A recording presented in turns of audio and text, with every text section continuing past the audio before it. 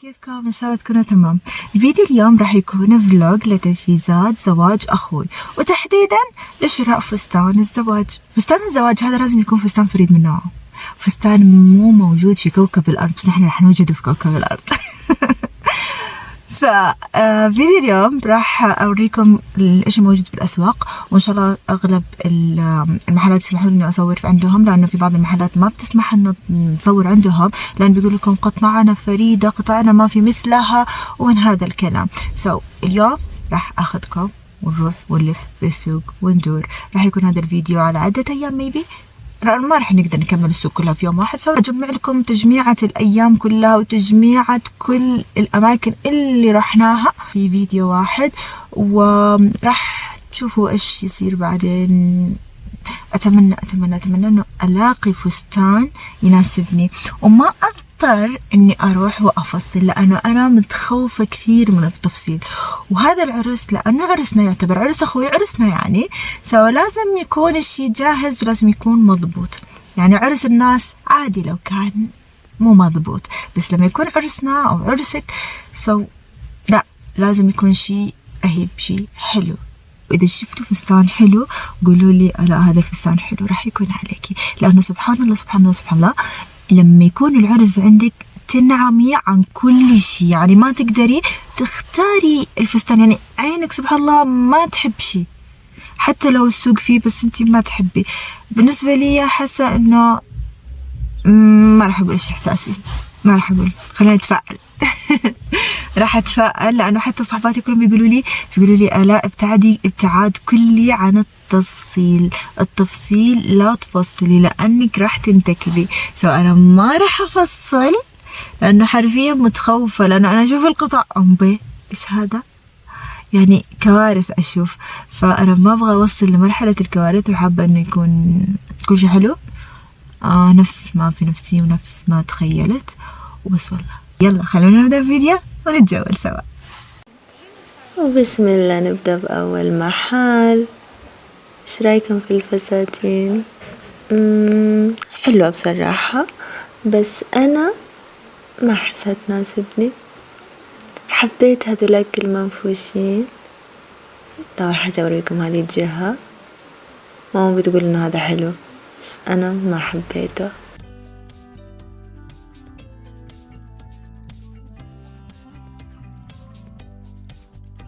هذا الأسود حبيت إنه كذا منفوش، شكله بالواقع أحلى من الصورة. كمان هذول حلوين، هذا حلو اللبني. هذا المخطط شكله في الواقع حلو بس في الكاميرا مش لطيف.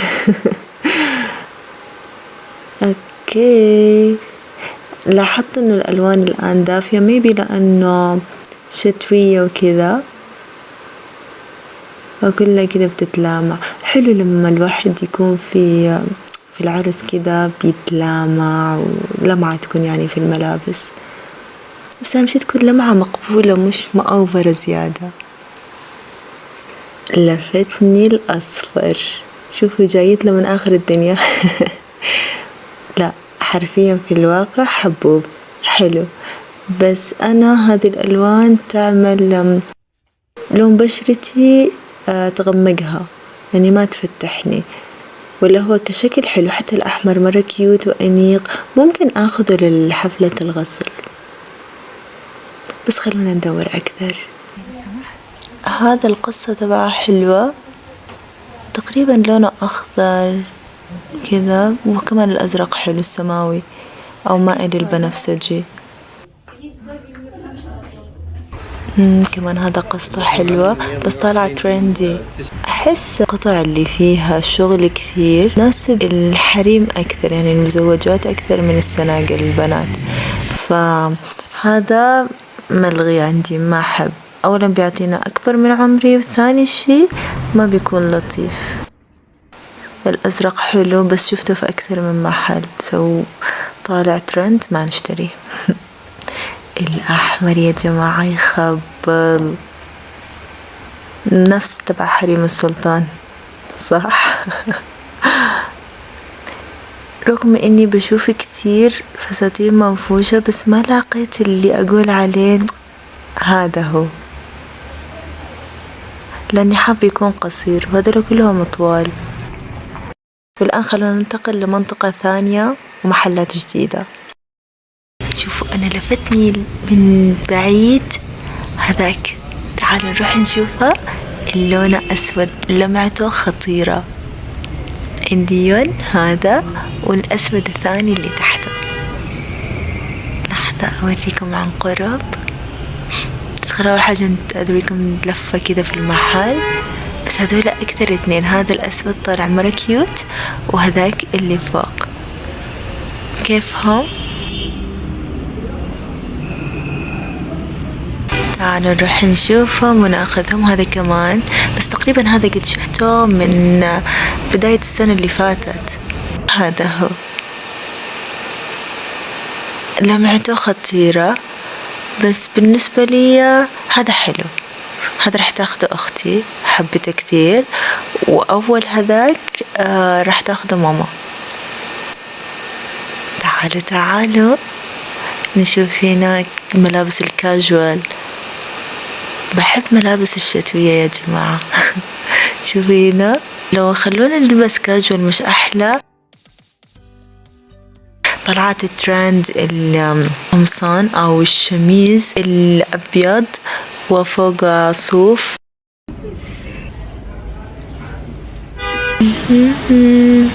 هنا أعطيكم لمحة سريعة عن المحل عشان تشوفوا إيش طالع في السوق جديد للي حابين يشتروا كاجوال. طبعا أنا مشترية كاجوال اوريدي يعني. حلوة هذه، أنيقة.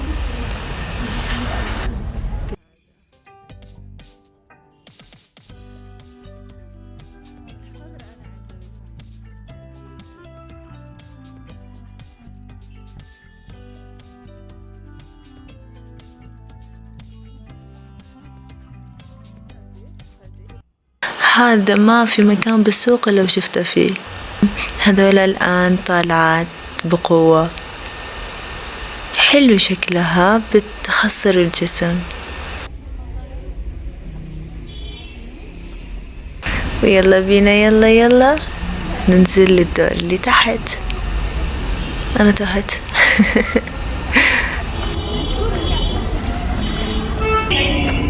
تحت شنط.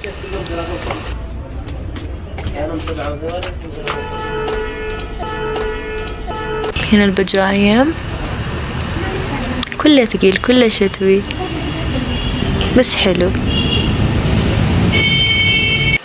وننتقل للمحل اللي بعد.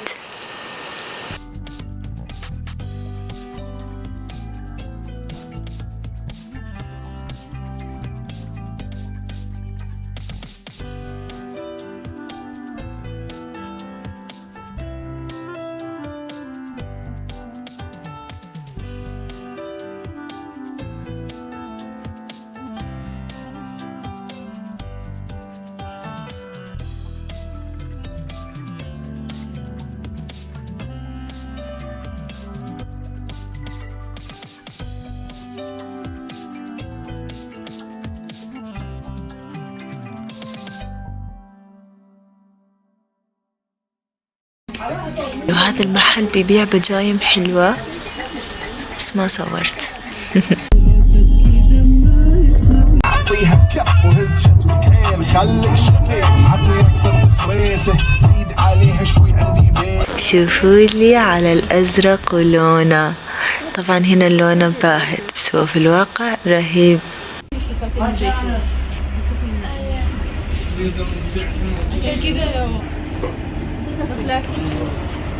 هذا فستان هيفاء وهبي، عرفتوا؟ عليها حلو. هذا أنيق ولونه حلو. لاحظت انه عاملين قطعة من القماش على الرقبة اللي هو بدل الاكسسوارز.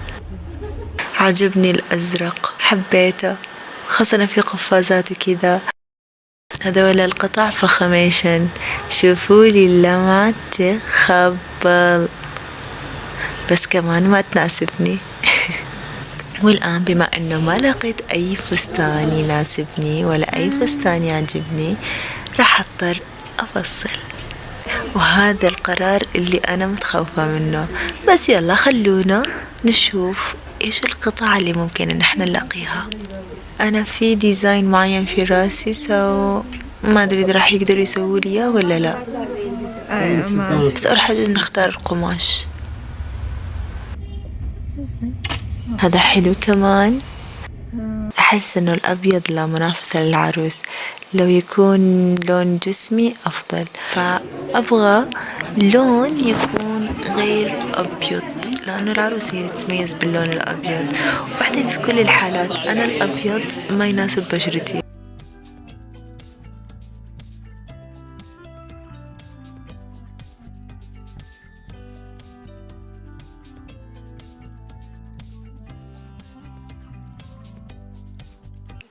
هذه كمان طالعة ترند على فكرة، كل المحلات مفصلين منها وعليها ديسكاونت كمان.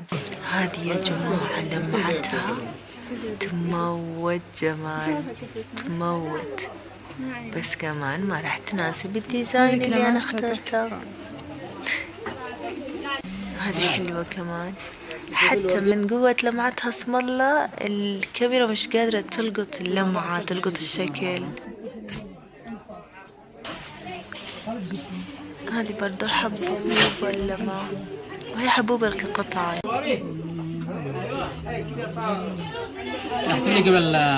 هذه القطعة كان نفسي أخذ هذه، بس حغير البطانة، لكن عيبها إنها مفصلة جاهزة، يعني الأكمام معاها، فأنا مو حابة يكون الأكمام معاها، لأني راح أفصل شوز على فستان، يعني هيكون شوز وفستان، فما راح يصير. لازم قطعة تكون قطعة واحدة.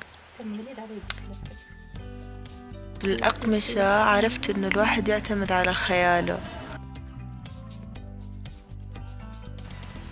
شوفوا لي هالفستان القصير، هذا برضه على فكرة تفصيل مش جاهز.